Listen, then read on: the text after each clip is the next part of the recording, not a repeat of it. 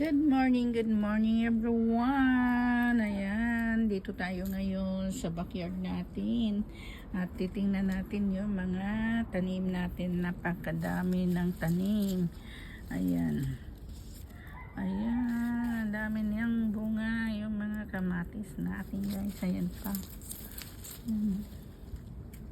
Ayan, mga kamatis. Ang dami bunga. Ayan guys. Ayan mga kamatis natin. Ayan sila. Ang daming bunga. Ayan. Pero mura ang kamatis ngayon sa store. Daming kamatis na guys.